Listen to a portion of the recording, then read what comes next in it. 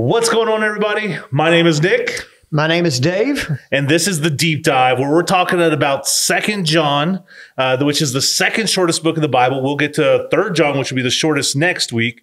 Be you ready to do this? I'm ready. Let's go. Let's do this.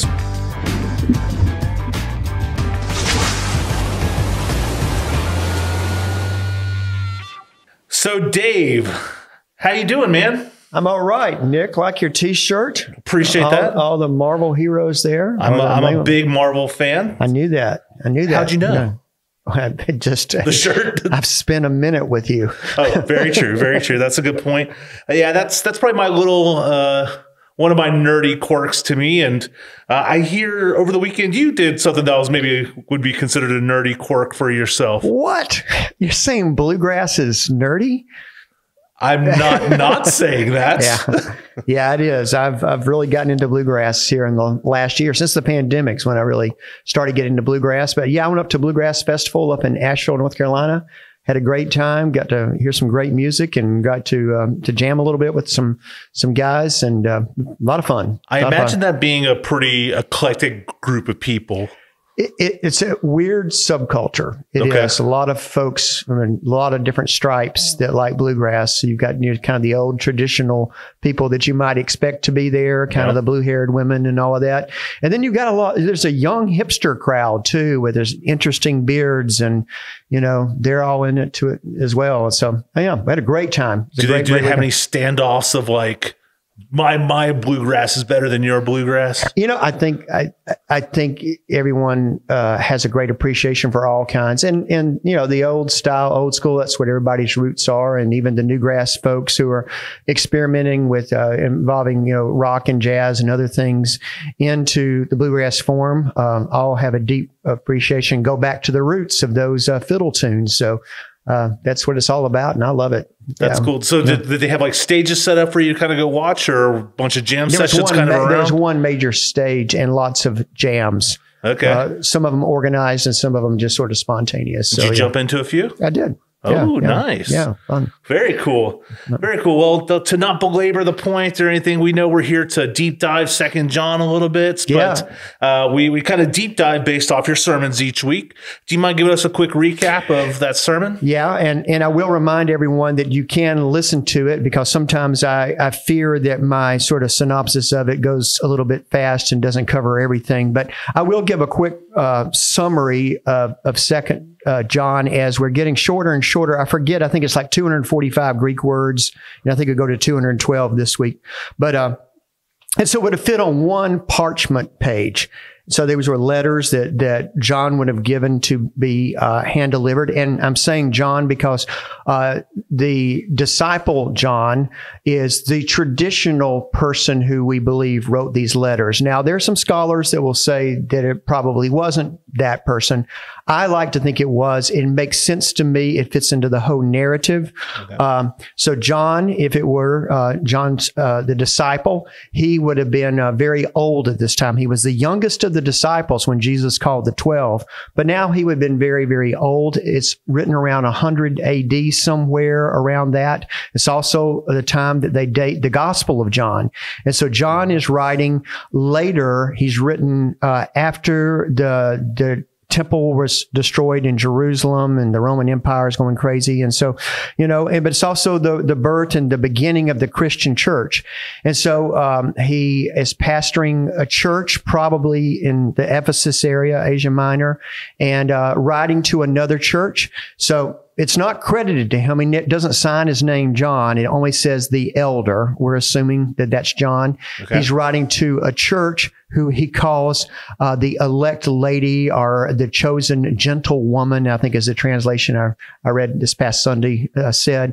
And he is giving them some encouragement and some instruction, but he's also giving them a warning. And so he gets right to the point He reminds them that that the greatest commandment is love, that's not a new commandment. In all ways, they should be, sharing love and practicing love.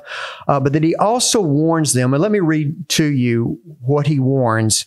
He says, I say this because many deceivers who do not acknowledge Jesus Christ as coming in the flesh have gone out into the world.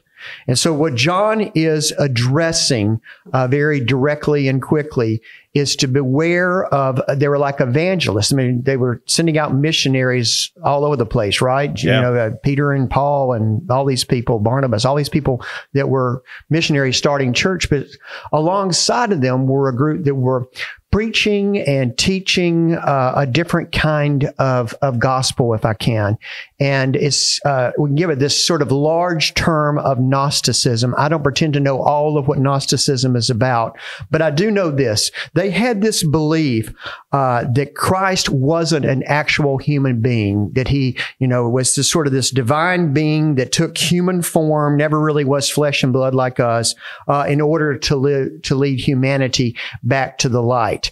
And so this was a very much a competing gospel that was going on during the 2nd and 3rd century. Remember, as we've talked about before, there is no New Testament yet. It's still being formed. It's still being written. It wouldn't completely come together for 300 years or more. There was no official church doctrine at this time. There was no, like we say, the Apostles' Creed.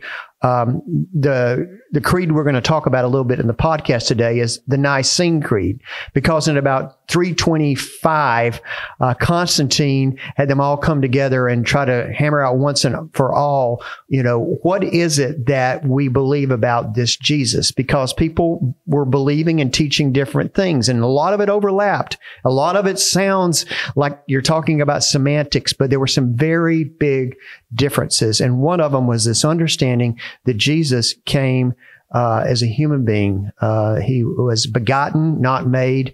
And this idea of this Gnostic Jesus was dangerous and got people off into a slippery slope. So in a nutshell, that's what it's about. That's what we sort of expounded upon in the sermon, or I did, the royal we, on Sunday. And that's what we're talking about today, is just sort of the dangers of what that was and how that might apply to us here today. Yeah, you mentioned that John here was kind of maybe even one of the last alive disciples that walked with Jesus and talked with Jesus.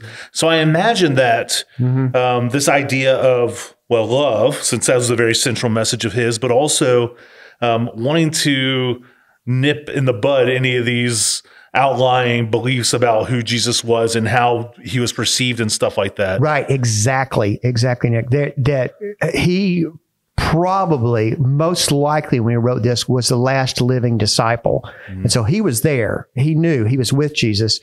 And truth is very big for John. You see it in all of his writings. And so I think on Sunday I pointed out as I was reading it, I emphasized how many times he talks about the truth. This is the truth about Jesus, to live in the truth, to practice the truth.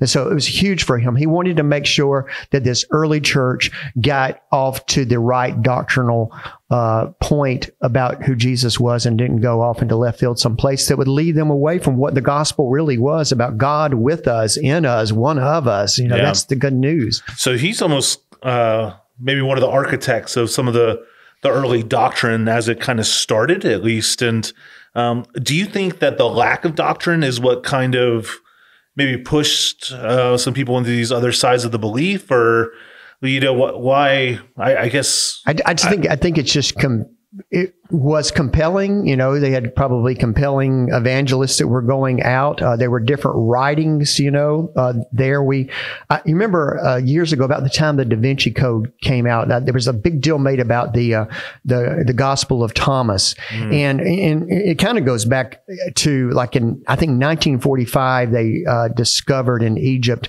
this sort of, like the Dead Sea Scrolls, there was a discovery of all these Gnostic writings. And so there were these Gospels that hadn't been canonized that were found there. And so, the way people are conspiracy minded, they were like, oh, these are the mysterious books that got left out of the Bible. Well, they got left out of the Bible for a reason. They were, deemed heresy when they had these councils. And so the Gospel of Thomas was one of them. The Gospel of Truth was another one of them. I was going to read something to you. Okay. And listen to how it sounds like something that Jesus might have said, but it's Gnostic. So listen for this. He says, Jesus said, this is from the Gospel of Truth. He says, Jesus said, if you bring forth what is within you, what you bring forth will save you. If you do not bring forth what is within you, what you do not bring forth will destroy you. And so Jesus, and this is attributed here falsely, but Jesus is attributed, that the truth is within us, that you have the light within us and the truth, and you find that there, and not through the person of Jesus Christ becoming flesh and blood, going to the cross for our sins and rising again to show us a path to eternal life, but this other path to truth, to life that is found within us, to find the light. So the Gnostics believe, that the spiritual was pure and good, and the material, the flesh, the blood, this earthly thing. Yoda said, luminous things we are, not this crude matter. Now, I'm not picking on Star Wars. Be careful, because we're both big Star Wars fans. This is another nerdy spot for me. That's kind of Gnosticism right there. That there's this other kind of hidden truth. Gnostic, I think, means gnosis. Mm-hmm. And so it's this hidden knowledge that's within us. And so, that wasn't the gospel. That wasn't what became official church doctrine, what we call orthodoxy today, not the Orthodox faith like the Greek Orthodox or Russian Orthodox. Those are other Christian churches. They're just different tribes than we are, but we still consider them within the framework of Christianity. But the orthodoxy is, what we all believers, whether we're Baptist or Presbyterian or Pentecostal or non-denominational, would claim as truth about who Jesus was. I think it's interesting when you talk about this Gnostic side, and you even kind of mentioned that we all are looking for the secret code even. And I attribute that pretty directly to National Treasure. Yeah. Once we found out that what was it? You found stuff in the Statue of Liberty that made the Declaration of Independence something that the Illuminati found, or something like that. I think we all have sort of this conspiracy mindedness. It's this secret thing that we can find, this little jewel that we can have that's going to open the way, whether it's, the Matrix or, the Force, the good and bad side of the Force. And so, it's fun to think about. And at the same time, it's semantic. I mean, Jesus, said, you worship God in spirit and truth. And so we are spiritual beings, and you can see how people can be led down that path, but it's beyond semantics. It gets to a point where we're getting inside of ourselves and not allowing God to get inside of us. Yeah, I think it's one of those things that we have this like weird innate desire to understand. Mm-hmm. So we kind of sometimes try to pull from various things, but I think that almost speaks to the importance of doctrine and good orthodoxy, to have this base set that we can always kind of come back to and stay or attribute our faith into. Do you know what I mean? 100%, I do. And I think, that's important for us to be pulled back to it. On Sunday, I used the terminology a couple of ways that I like. One is I say that I'm tethered by orthodoxy, not original with me, but I love that idea that keeps me centered. I may run around, but there's something that's always going to pull me back to the center, which is the Orthodox faith. The other example I gave was a big fenced-in backyard, and the fences are orthodoxy. And there may be a lot of people out there playing in the backyard, and it may be my Baptist friends and my Calvinist friends and, Pentecostal friends, charismatic friends, non-denominational friends. And, we all are within the backyard. Yeah. We may disagree on some things, but, we're all within the Christian framework. It's one of the things I like about the Methodist Church. It's a big tent. And I think the danger is, first of all, if we understand our faith and our doctrine, it keeps us in there. And something like Gnosticism we see is on the other side of the fence, you know. But what the danger is, I think, is then as human beings, we like to compartmentalize things and say, well, we have the only perspective in the truth. So we'll take something that's really not doctrinal. It's really more or essential. You know, it's something that is a difference in perspective, difference in biblical interpretation. And we make that be the main thing so that we'll say, oh, we've got the corner in the truth. And this person who believes slightly different about something, it doesn't. And so therefore, they're the Antichrist, they're the heretic. I am super glad that you brought that point up, because I feel like I've been a part of so many conversations where people are trying to prove their rightness more so than their togetherness, especially when it comes to Christianity.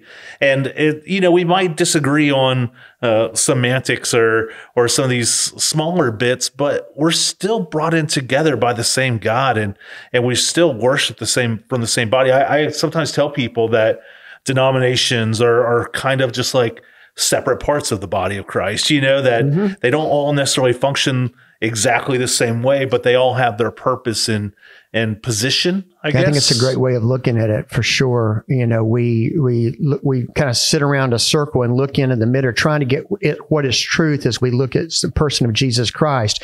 And remembering, John said it here, Jesus said it many times, love is our chief aim. Yeah. As Paul wrote, we may know all the languages in the world. We may know all the philosophies and understand, all deep things about theology and know every word in the Bible by memory.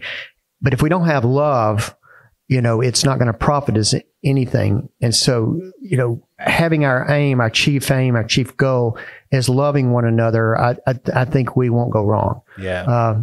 But, human beings are funny people. We're conspiracy minded, and we are also sometimes very narrow minded. We like to draw a little circle and put ourselves right in the middle of it and say, this is how it is. Yes, how it is. Anyone outside of that. And so things like race, women pastors, I could go on and on. The whole thing with human sexuality that's going on now, a lot of that, is just like we've got different interpretations. And there are parts within Orthodox Christianity where we can agree to disagree and still let love be the greater aim. Right. Without saying, oh, that person is heretical, put them on the other side of the fence. I mean, we could have a whole podcast just on that topic right there, because it probably will at some point. It probably will at some point. Yeah. But to me, even I feel like in my lifetime, this idea of this gray area has gone away for people to come to figure it out, and it is very divisive. You're either on one side or the other fully.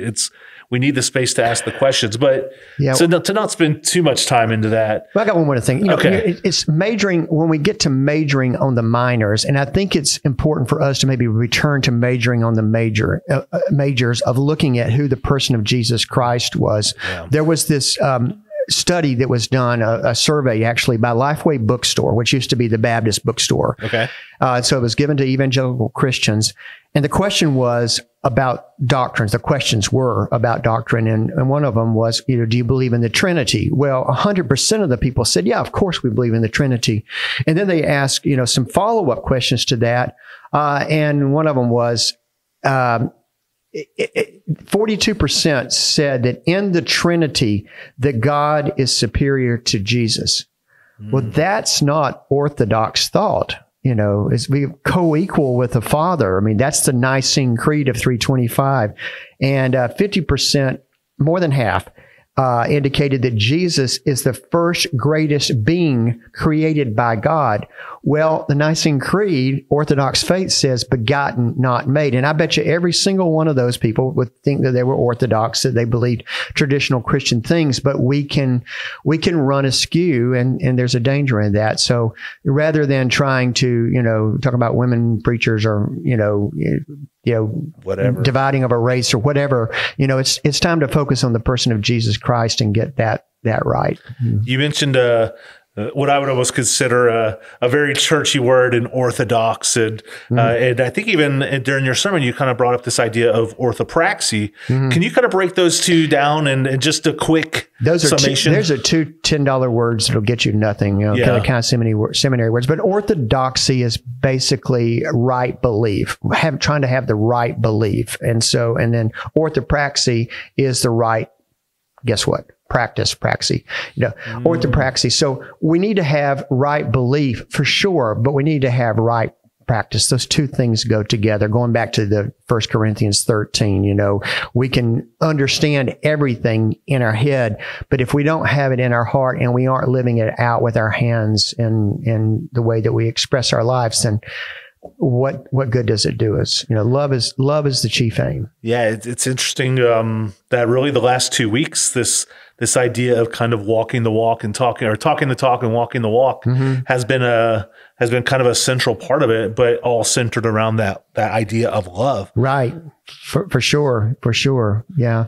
And this week we're getting into as I've been looking at 3 John, a whole nother avenue with that when we get into what do we do with people that are still in the backyard, but they're toxic. And so we got a little bit of that to look forward to, just a little teaser of a little sneak peek there. Yeah. In 3 John. Well, Dave, it's amazing how much we can pull out of these little books. And again, that's one of the things I've loved so much about this series. Little book, big story. Yeah. It's a really, really well-named sermon series by you, but also just these are books that I have not spent enough time in to catch a lot of this stuff. And so thank you for bringing more out of it for us. It's been great. It's been a blast for me. I love this kind of stuff.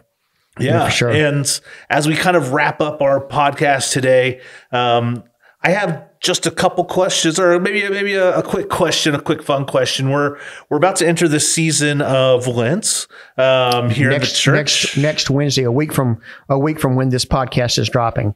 Yeah. That'll be Ash Wednesday, March 2nd. Which will start this 40 days of following Jesus's life all the way to the cross, which walking the walk, talking the talk, right? Like we gotta know what he did and how he responded and reacted to kind of let that apply to our lives, that orthopraxy. Bringing it all in, in. And, but during that time, normally we tend to either take on something or give something up. Have you put any thought to what you might do this Lent? I have, simply because the series that we're doing in Lent, and it is a church-wide series with lots of opportunities to get involved, is called The Walk. Great segue. Yeah, there you go. But it's 5 practices of the Christian life, 5 essential practices of the Christian life. And so we're going to make some very real suggestions. Everybody's walk is a little bit different, but we're going to try to give some really tangible things that people can do during Lent to engage in this series and to walk the walk. And so I'm going to practice what I preach and try to do those things that we're going to be recommending. And those will be coming out this weekend. Some ideas of ways people can participate in the walk, this series that we're going to be doing through Lent up to Easter. Very cool. Well, what are you doing? What you got in mind for Lent this year? Man, I honestly don't even know. A couple years ago, I did Diet Coke, and that was the worst because that's just the sweet nectar of life for me. Yeah. So I don't know if I'll do that again, but I haven't put too much thought into it. I need to really sit down and start thinking because one year it's coming. Inexplicably, I decided I was going to give up eating meat for Lent. I was going to become a vegetarian for Lent. I don't know why. I just did it. Sounded good. And so I did, and I made it. And so I continued to do that for like a year. And then at the end of the time, I was actually in Mexico on this advanced team that was going down, surveying some places to do missions. And we were staying on this farm, and they served us a great meal, and I couldn't be rude and not eat it and say, hey, I don't eat meat. And I have no idea what animal fat this stuff was cooked in. But let me tell you, if you ever become a vegetarian and then come off being a vegetarian, that wasn't the way to do it. I've never been so sick in my life. It was delicious, but it was, got to be careful with those things. There you go. Well, Dave, one of the things I think we need to work on this podcast is we need a good outro, a good segue to end it. And I don't think we have one. Do you have any ideas? I don't. I thought about maybe like dive deep, love wide. Ooh, okay. Some spiritual. Something like that. Or maybe just bye-bye. Bye-bye. I was thinking like, it's time to come up for air. Well, we'll see you later. People have cut off watching this already anyway. So maybe we just say bye-bye for this week. If you have any ideas for us, shoot it to us. We'd love to be in constant communication with you. Also, if you have any questions from the sermon or anything that you've heard today that you'd love some feedback on, you can always email deepdive@hickoryflat.org, and bye-bye. Bye-bye.